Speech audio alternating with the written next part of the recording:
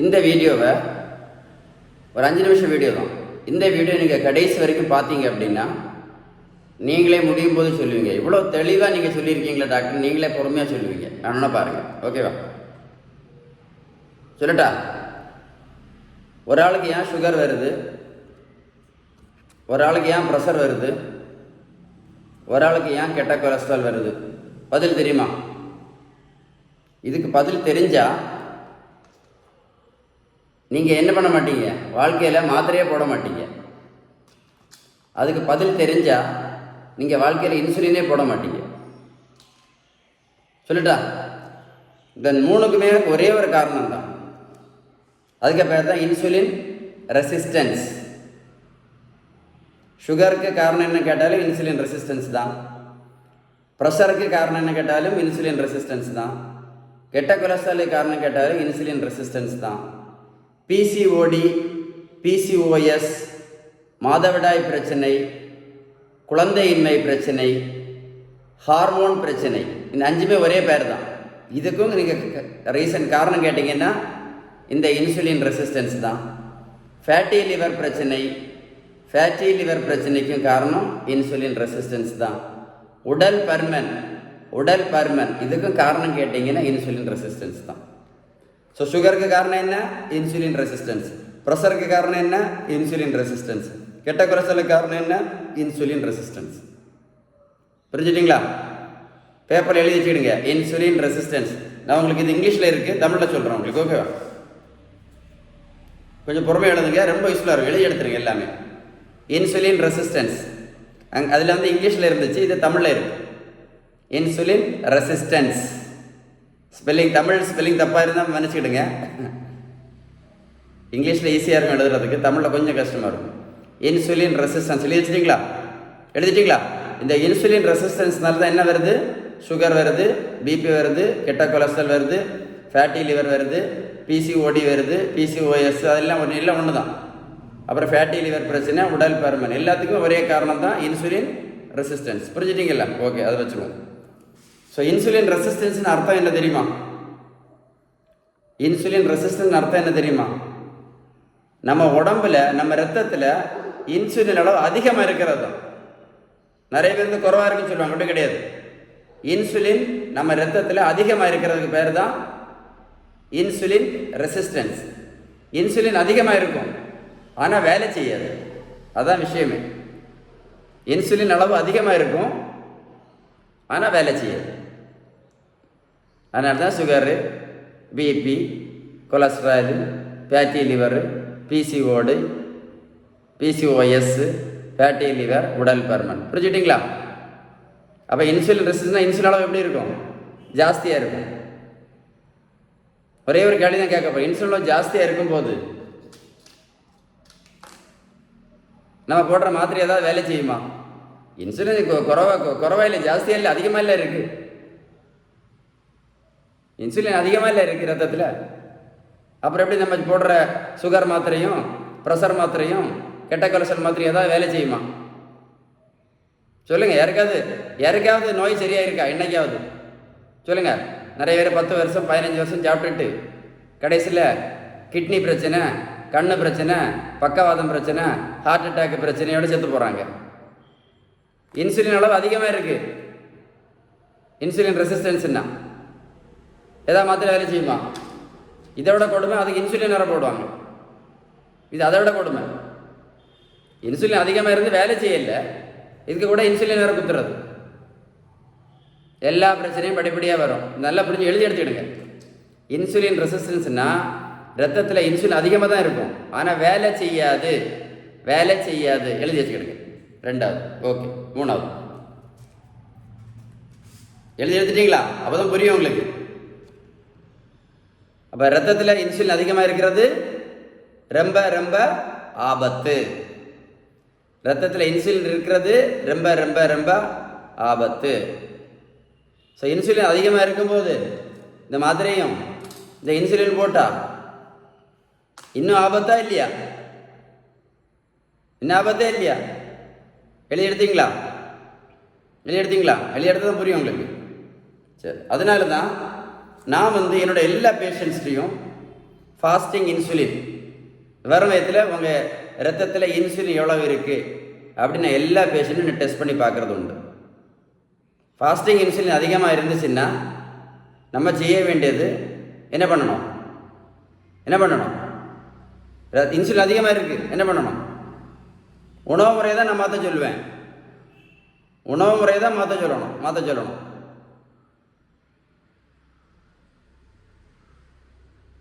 Fasting அதிகமாக இருந்தால் உணவு முறையை தான் மாற்ற சொல்லணும். எழுதி எடுத்துக்கிடுங்க நான் சொன்ன விஷயத்த. ஓகே, அப்படியே இருக்கட்டும். வச்சுட்டு அடுத்தது. ஓகே, இப்போ ரத்தத்தில் இன்சுலின் அதிகமாக இருக்குது, அப்படி தானே? பிளட் டெஸ்ட் பண்ணியாச்சு. இன்சுலின் ரெசிஸ்டன்ஸ், அதான் அதிகம் இன்சுலின். ரத்தத்தில் இன்சுலின் அதிகமாக இருந்தால் அத்தீரோஸ்க்ளிரோசிஸ். இங்கிலீஷில் அழகாக எழுதியிருக்கு, தமிழ் கொஞ்சம் ஸ்பெல்லிங் தப்பு இருக்கும், பார்த்துக்கிடுங்க. அத்தீரோஸ்க்ளிரோசிஸ் எழுதி எடுத்தீங்களா? ஸோ அதிகம் இன்சுலின் நம்ம ரத்தத்தில் இருந்தால் மிக ஆபத்தானதுன்னு சொன்னேன், இப்போ தான் சொன்னேன்.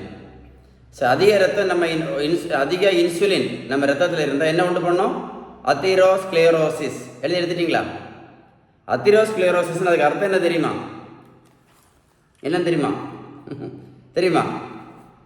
இந்த நம்ம ரத்த குழாய் இருக்குது பார்த்தீங்களா? நம்ம ரத்த குழாய், இருதயத்துக்கு போகிற ரத்த குழாய், மூளைக்கு போன்ற ரத்த குழாய், கிட்னிக்கு போன்ற ரத்த குழாய், கண்ணுக்கு போன்ற ரத்த குழாய், காலுக்கு போன்ற ரத்த குழாய், எல்லா ரத்த குழாய் தான். எந்த ரத்த குழாய் வேணாலும் இருக்கலாம், சரியா? ஸோ அத்தீரோஸ்க்ளிரோசிஸ் என்னன்னா, நம்ம ரத்த குழாய்களுக்கு உள்பக்கத்தில் வரக்கூடிய அடைப்பு, பிளாக்குன்னு சொல்லுவாங்க, அடைப்பு. அதுக்கு பேர் தான் அத்தீரோஸ்க்ளிரோசிஸ். அப்போ அத்தீரோஸ்க்ளிரோசிஸ் ஆபத்தா இல்லையா? சொல்லுங்க. ஸோ அதிகம் இன்சுலின் எவ்வளோ ஆபத்தானது எழுதி எடுத்தீங்களா? இந்த வீடியோ மாதிரி நீங்கள் இது மாதிரி உங்கள் வீடியோ வாழ்க்கையில் நீங்கள் கேட்க மாட்டீங்க, அதான் பொறுமையாக சொல்லி வந்துட்டு எழுதி எடுங்க. அத்தீரோஸ்க்ளிரோசிஸ் நான் புரிஞ்சில்ல? சரி, அப்போ இருதயத்தை போட்டு ரத்த குழாய் உள்ள அடைப்பு வந்துச்சுன்னா என்ன வரும்? ஹார்ட் அட்டாக் வந்து செத்து போயிட வேண்டியதுதான். நிறைய பேர் செத்து போயிட்டு இருக்காங்க.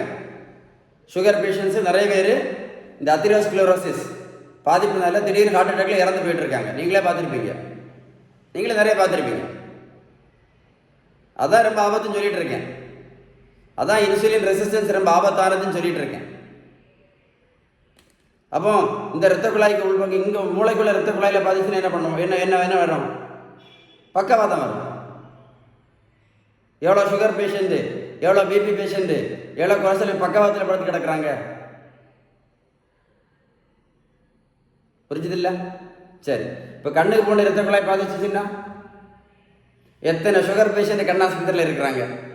அந்த ஆப்ரேஷன், இந்த ஆப்ரேஷன், லேசர் ட்ரீட்மெண்ட்டு ஏதாவது சரியாகுமா? உள்ளே வந்து பிளாக் ஆகிருக்கு, உள்ள அடைஞ்சிருக்கு, உள்ளே வந்து பாதிப்பாயிருக்கு. ரத்த குழாய் உள் பக்கத்தில் அத்தீரோஸ்க்ளிரோசிஸ் வந்துருக்கு. அவங்க ரத்த ஓட்டம் இருக்குமா? ரத்த ஓட்டம் எதாவது இருக்குமா? ஏதாவது சுகர் பேஷண்ட்டுக்கு கண்ணில் ஆப்ரேஷன் பண்ணனாலேயோ ஏதாவது நிரந்தர தீர்வு கிடச்சிருக்கா? இல்லை பிபி பேஷண்ட்டுக்கு. இது புரிஞ்சில்ல? கிளச்சிருட்டா? புரிஞ்சில்ல? கிட்னி போன்ற ரத்த குழாய் பாதிச்சுன்னா டயாலிசிஸ் தான் பண்ணணும். காலு போன்ற ரத்த குழாய் ஏதாவது பாதிச்சுன்னா, காலில் புண்ணு வந்துச்சுன்னா கால் விரல வெட்டி எடுக்க வேண்டியது தான். அப்போ எது ரொம்ப ஆபத்து? நம்ம ரத்தத்தில் இன்சுலின் அளவு அதிகமாக இருக்கிறது ரொம்ப ரொம்ப ரொம்ப ஆபத்து. அதுக்கு பேர் தான் என்னது? Insulin resistance. அப்போ இன்சுலின் ரெசிஸ்டன்ஸ் எவ்வளோ ஆபத்தானது? இதை சொல்லி தராம, இதை உங்களுக்கு எக்ஸ்பிளைன் பண்ணாமல் சும்மா மாத்திரையும் சும்மா இன்சுலின் போட்டுட்டு இருந்தா ஏதோ பிரயோஜனம் உண்டா? இந்த இன்சுலின் ரெசிஸ்டன்ஸ் தான் நம்ம சரி பண்ணணும். இந்த இன்சுலின் ரெசிஸ்டன்ஸ்னால தான் சுகர் வருது. இந்த இன்சுலின் ரெசிஸ்டன்ஸ்னால தான் ப்ரெஷர் வருது. இந்த இன்சுலின் ரெசிஸ்டன்ஸ்னால தான் கெட்ட கொலஸ்ட்ரால் வருது. இந்த இன்சுலின் ரெசிஸ்டன்ஸ்னால தான் ஃபேட்டி லிவர் வருது. இந்த இன்சுலின் ரெசிஸ்டன்ஸ்னால தான் பிசிஓடி, பிசிஓஎஸ், ஹார்மோன் பிரச்சனை, மாதவிடாய் பிரச்சனை, குழந்தையின்மை பிரச்சனை வருது. இந்த இன்சுலின் ரெசிஸ்டன்ஸ்னால தான் பக்கவாதம் வருது. இந்த இன்சுலின் ரெசிஸ்டன்ஸ் தான் கண்ணு குருடு வருது சுகர் பேஷண்ட்டுக்கு, ப்ரெஷர் பேஷண்ட்டுக்கு. இந்த இன்சுலின் ரெசிஸ்டன்ஸ் தான் இருதய மாரடைப்பு வந்து இறந்து போயிட்டு இருக்காங்க. இந்த இன்சுலின் ரெசிஸ்டன்ஸ்னால தான் கிட்னி டயாலிசிஸ் பண்ணுறாங்க நிறைய பேர். இந்த இன்சுலின் தான் கால் விரல புண்ணு வந்துச்சுன்னா கால் வெட்டி எடுக்கிறாங்க. எல்லாத்துக்கும் காரணம் என்னது? அத்தீரோஸ்க்ளீரோசிஸ், இரத்த குழாய்க்கு உள்பக்கம் நடக்கக்கூடிய பாதிப்பு. அத்தீரோஸ்க்ளீரோசிஸ் வார்த்தை புரிஞ்சிருக்கும் நினைக்கிறேன் இப்போ உங்களுக்கு, இல்லையா? இந்த ஸ்பெல்லிங் எழுதி எடுத்து வீடியோ கூட போட்டு எழுதி எடுங்க, என்ன எழுதி எடுத்து படிங்க, புரியும் உங்களுக்கு கரெக்டாக. இந்த அத்தீரோஸ்க்ளீரோசிஸுக்கு காரணமே இன்சுலின் ரெசிஸ்டன்ஸ் தான். இந்த இன்சுலின் ரெசிஸ்டன்ஸில் நம்ம ரத்தத்தில் உள்ள இன்சுலின் அளவு எப்படி இருக்கும்? அதிகமாக இருக்கும், அதிகமாக இருக்கும். ஆனால் வேலை செய்யாது. இன்சுலின் நமக்கு நிறைய தான் இருக்கு, இன்சுலின் அதிகமாக தான் இருக்கு, ஆனால் வேலை செய்யாது. புரிஞ்சில்ல? அப்படி இருக்கும்போது மாத்திரை போட்டு ஏதாவது பிரயோஜனம் உண்டா? இல்லை இன்சுலின் ஊசி போட்டு ஏதாவது பிரயோஜனம் உண்டா? சொல்லுங்க. அப்போ இந்த இன்சுலின் ரெசிஸ்டன்ஸை சரி பண்ணுறதுக்கு என்ன பண்ணணும் அப்படின்னு நான் சொல்லி தரணும். கொஞ்சம் வெயிட் பண்ணுங்க, ஓகேவா? புரிஞ்சுட்டீங்களா? இந்த மைண்டில் யாருச்சா எழுதி எடுத்தீங்களா?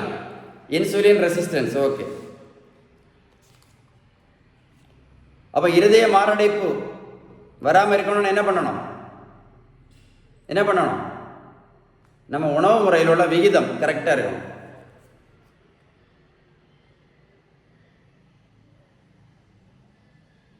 இருதய மாரடைப்பு வராமல் இருக்கணும்னா நம்ம உணவில் உள்ள விகிதம் கரெக்டாக இருக்கணும். விகிதம் சரியான வீட்டு உணவு முறை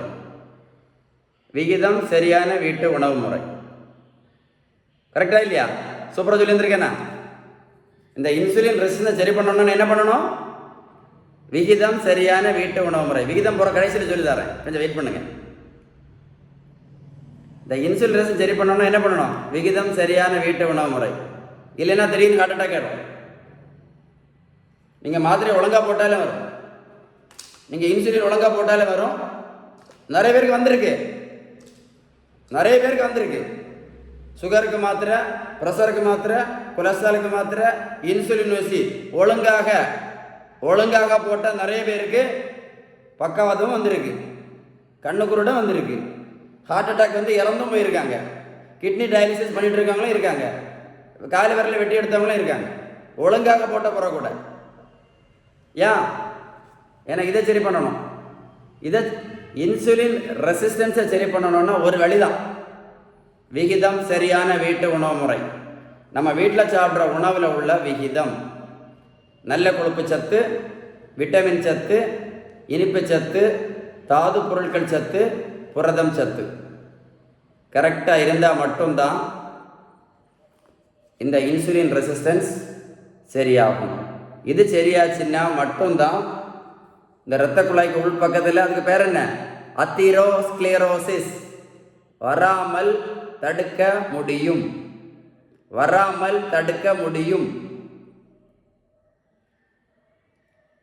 புரிஞ்சதில்ல? இதை சரி பண்ணணும்.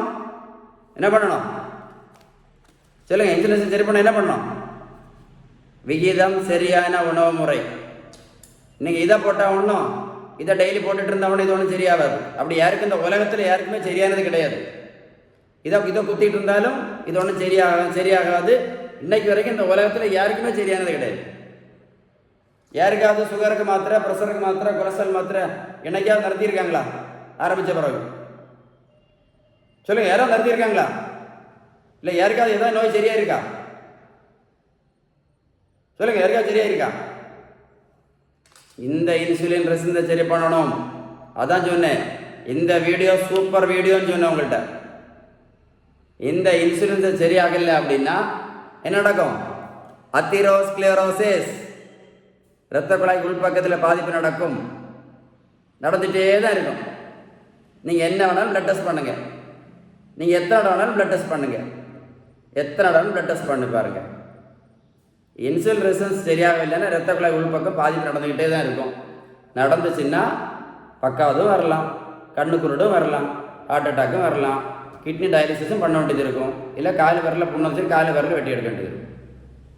நீங்கள் உணவு முறை சரி பண்ணாமல் நீங்கள் வெறும் மாத்திரை இன்சுலின் போட்டுட்டு இருந்தீங்கன்னா நான் சொன்ன 5 விஷயத்தில் கண்டிப்பாக 3 100% வரும். எல்லா சுகர் பேஷண்ட் மினிமம் இதில் 3 கண்டிப்பாக வருது. 5 இருக்கிறவங்களும் நிறைய பேர் இருக்காங்க. அதெல்லாம் உதாரணம் நிறைய இருக்குது, நான் வீடியோவில் சொல்ல முடியாது, அவ்வளோதான். நிறைய உதாரணங்கள் இருக்குது. 5 காம்ப்ளிகேஷனோட இறந்து போன பெரிய பெரிய தலைவர்கள். நான் 5 சொன்னேன் இல்லை, பக்கவாதம், கண்ணு குருடு, அப்புறம் இருதய மாரடைப்பு, கிட்னி டயாலிசிஸு, காலை விரல் வெட்டி இடத்துல இறந்ததில் பெரிய பெரிய பெரிய தலைவர்கள், பெரிய பெரிய தலைவர்கள், அரசியல் தலைவர்களே இருக்கிறாங்க. வீடியோவில் சொல்ல முடியாது அவங்க பேர், அவ்வளோதான். பெரிய பெரிய ஆட்கள் இருக்காங்க. எல்லா பிரச்சனையோட இறந்தவங்க நிறைய பேர் இருக்காங்க. அவங்க எல்லாம் மாத்திரை இன்சுலின் ஒழுங்காக தான் போட்டாங்க. மாத்திரை இன்சுலின் ஒழுங்காக தான் போட்டாங்க. ரொம்ப நல்ல ஃபேமஸான டாக்டர் தான் எல்லாம் போய் பார்த்தாங்க. பெரிய பெரிய வேறு வெளிநாட்டுக்கெல்லாம் போய் ட்ரீட்மெண்ட் எடுத்திருக்காங்க. அவங்களுக்கு அந்த பிரச்சனை வராமலும் போகலை. எல்லா ப்ராப்ளம் வந்துச்சு.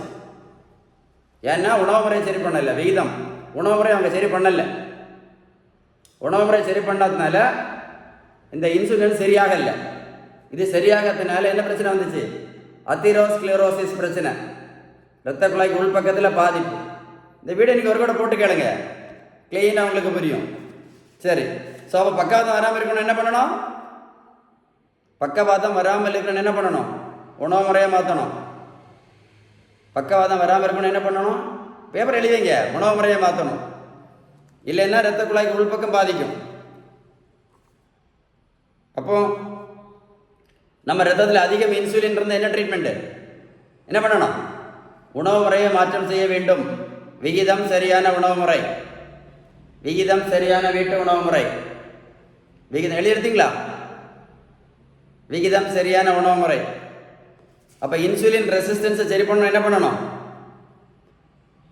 விகிதம் சரியான வீட்டு உணவு முறை. தமிழ் ஒழுங்கு எழுதியிருக்கேனா? தப்பாக இருந்தால் மன்னிச்சுக்கிடுங்க. விகிதம் சரியான உணவு முறை, விகிதம் சரியான உணவு முறை. சரியா? அப்போ இந்த அத்திரோஸ்க்ளரோசிஸ், உங்களுக்கு அத்திரோஸ்க்ளரோசிஸ் நல்லா புரிஞ்சுட்டு நினைக்கிறேன் இல்லையா? இதான் அத்திரோஸ்க்ளரோசிஸ், இதான் அத்திரோஸ்க்ளரோசிஸ். உள்ள பிளாக் இருக்குல்ல? அப்போ இந்த அத்திரோஸ்க்ளரோசிஸ் வராமல் இருக்கணும் என்ன பண்ணணும்? என்ன பண்ணணும்? உணவு முறை போடணுமா இல்லை மாத்திரை போடணுமா? சொல்லுங்க. இந்த அத்திரோஸ்க்ளரோசிஸ் வராமல் இருக்கணும்னா என்ன பண்ணணும்? என்ன பண்ணணும் சொல்லுங்க? உணவு முறையை மாற்ற வேண்டும். எழுதிடுத்தீங்களா? எல்லாமே சூப்பர் வீடியோ. எழுதிடுத்தீங்களா? உங்களுக்கு உணவு முறை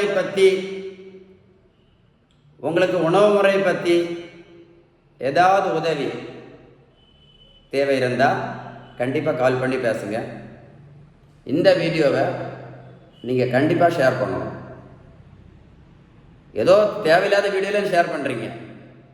இந்த வீடியோவை நீங்கள் ஷேர் பண்ணணும். யாருக்கு ஷேர் பண்ணணும்னா, வருஷ கணக்கில் மாத்திரை தின்னுட்டு இருக்காங்க இல்லை நிறைய பேர், என்னன்னே தெரியாமல் பாவங்க ரொம்ப கஷ்டப்பட்டு இருக்காங்க இல்லை, அவங்களுக்கு நீங்கள் ஷேர் பண்ணணும். வருஷ கணக்கில் இன்சுலின் போட்டுட்டு கஷ்டப்பட்டு இருக்காங்க இல்லை, அவங்களுக்கு நீங்கள் ஷேர் பண்ணணும். ஷேர் பண்ணீங்கன்னா அவங்க இன்சுலின் ரெசிஸ்டன்ஸ் பற்றி தெரிஞ்சுக்கிடுவாங்க. இந்த விகிதம் சரியான வீட்டு உணவு முறை பற்றி தெரிஞ்சுக்கிடுவாங்க. இந்த ஆபத்தான அத்திரோஸ்க்ளரோசிஸ் அதை பற்றி தெரிஞ்சுக்கிடுவாங்க. அது மட்டும் இல்லை, என்னுடைய வெயிட் லாஸ் கிளினிக்கை பற்றியும் தெரிஞ்சுக்கிடுவாங்க. அவங்களுக்கும் வெயிட் குறைக்க பிரயோஜனமாக இருக்கும். தம்பி இவர் 70 கிலோ வெயிட் குறைச்சிருக்கேன். 70 கிலோ, 140 70 கிலோ. டெய்லி 1 கிலோமீட்டர் ரோட்டில் ஓடுனா எப்படி? டெய்லி ரோட்டில் போய் 1 கிலோமீட்டர் ஓடுனா 70 கிலோ குறைச்சிட முடியுமா? சொல்லுங்க. கொஞ்சம் ப்ரோட்டீன் பவுடர் சாப்பிட்ட உடனே 70 கிலோ குறையுமா? சொல்லுங்க. கொஞ்சம் பாவக்காய் ஜூஸ் குடிச்ச உடனே 70 கிலோ குறைஞ்சிருமோ? சொல்லுங்க. கொஞ்சம் சுரைக்காய் ஜூஸ் குடிச்ச உடனே 70 கிலோ குறைஞ்சிருமான்னு கேட்குறேன். கொஞ்சம் வெள்ளை பூசணிக்காய் ஜூஸ் குடிச்ச உடனே, கொஞ்சம் வெள்ளை பூசணிக்காய் ஜூஸும் கொஞ்சம் ஓட்ஸ் கஞ்சியும் குடிச்ச உடனே 70 கிலோ வெயிட் குறைஞ்சிருமா? கொஞ்சம் சிறுதானியங்கள், சிறுதானியம் மட்டும் சாப்பிட்டா 70 கிலோ வெயிட் குறைஞ்சிருமா? சொல்லுங்க சார். இந்த மாதிரி நான் சொல்லிகிட்டே போகலாம். என்னால் 3 மணிக்கூர் பேச முடியும். இன்னும் 3 மணிக்கூர் பேச முடியும். என்னுடைய வெயிட் லாஸ் கிளினிக் பற்றி சொல்கிறேன். ப்ரோட்டீன் பவுடர் கிடையாது. ப்ரோட்டீன் பவுடர் சாப்பிட்டு வெயிட் குறைக்க முடியாது. அதனால ப்ரோட்டீன் பவுடர் கிடையாது, மாத்திரை கிடையாது, ஜூஸ் கிடையாது, ஓடும் பயிற்சி கிடையாது, நடைப்பயிற்சியே கிடையாது. சரி, நடைப்பயிற்சி பண்ணால் வெயிட்டில் குறைக்க முடியாது. நடைப்பயிற்சி உடல் ஆரோக்கியத்துக்கு வேணும்னா பண்ணிக்கிடுங்க. நடைப்பயிற்சி பண்ணி வெயிட் குறைக்க முடியாது. புரோட்டீன் பவுடரும் கிடையாது, மாத்திரையும் கிடையாது, ஜூஸும் கிடையாது, சூஸும் கிடையாது, ஒன்றும் கிடையாது. பேலன்ஸ்டு டயட், விகிதம் சரியான வீட்டு உணவு முறை. Sheeban balanced diet. இன்னைக்கு எவ்வளோ பேர் வெயிட் குறைக்க முடியாமல் ஹார்ட் அட்டாக் செத்து போயிட்டு இருக்காங்க, இறந்து போயிட்டு இருக்காங்க, பார்த்துருக்கீங்கல்ல? வீடியோ ஷேர் பண்ணி கொடுங்க சார், வீடியோ ஷேர் பண்ணி கொடுங்க, நிறைய பேருக்கு யூஸ்ஃபுல்லாக இருக்கும். ஆமாம், இதுதான் முக்கியமான வீடியோ. இந்த வீடியோ எழுதி எடுத்தீங்களா? முதல்ல இருந்து எழுதி எடுத்தீங்கன்னா உங்களுக்கு கரெக்டாக புரியும், நீங்கள் அப்படியே பார்க்குறதுக்கு. இன்சுலின் ரெசிஸ்டன்ஸ்னா என்ன, இன்சுலின் ரெசிஸ்டன்ஸ் என்ன ஆபத்து? நிறைய பேருக்கு இன்சுலின் ரெசிஸ்டன்ஸ்னா இன்சுலின் குறைவுன்னு நினச்சிட்டு இருக்காங்க. இன்சுலின் அதிகமாக இருக்கு, ஆனால் வேலை செய்யல. இன்சுலின் உடம்புல அதிகமாக இருக்கு, ஆனால் வேலை செய்யல. இன்சுலின் அதிகமாக இருக்கும்போது எப்படி நீங்கள் மாத்திரை இன்சுலின் போடலாம் சொல்லுங்க, யோசித்து பாருங்க. பேலன்ஸ்டு டயட் தான் முக்கியம். நம்ம சாப்பிட்ற உணவுல விகிதம் தான் முக்கியம். நல்ல கொழுப்பு சத்து, விட்டமின் சத்து, இனிப்பு சத்து, தாது பொருட்கள் சத்து, புரதம் சத்து. பேலன்ஸ்டு டயட் தான் முக்கியம். பேலன்ஸ் டயட் நீங்கள் ஃபாலோ பண்ணலை அப்படின்னா நான் இப்போ வீடியோவில் சொன்ன எல்லா பிரச்சனையும் வரும், படிப்படியாக வரும். யூஸ்ஃபுல்லாக இருக்கா? இந்த வீடியோ நீங்கள் சேவ் பண்ணி வைங்க. எல்லா வீடியோ மாதிரி ஸ்கிப் பண்ணி விட்டுறாதுங்க. இந்த வீடியோ நீங்கள் சேவ் பண்ணி வைங்க. எப்போது உங்களுக்கு டைம் கிடைக்கும் போது திரும்ப இந்த வீடியோ கூட போட்டு கேளுங்க. நான் சொன்ன விஷயம் கரெக்டாக இருக்கும். உங்கள் அம்மாவுக்கு சொல்லிக் கொடுங்க, உங்கள் அப்பாவுக்கு சொல்லிக் கொடுங்க, உங்கள் பிள்ளைகளுக்கு சொல்லிக் கொடுங்க, உங்கள் உங்கள் ஃப்ரெண்ட்ஸுக்கு அனுப்பி கொடுங்க. நிறைய பேர் இருப்பாங்களே, உங்கள் ஃப்ரெண்ட்ஸ் நிறைய பேர் இருக்காங்க இல்லை, எல்லாமே வீடியோ அனுப்பி கொடுக்குறோம் இல்லை? அந்த வீடியோ, இந்த வீடியோ யூஸ்ஃபுல்லான வீடியோ அனுப்பி கொடுங்க. அவங்க வீட்டில் பார்க்கட்டும். அனுப்பி கொடுப்பீங்களா? Stay tuned with doctor Sheeban.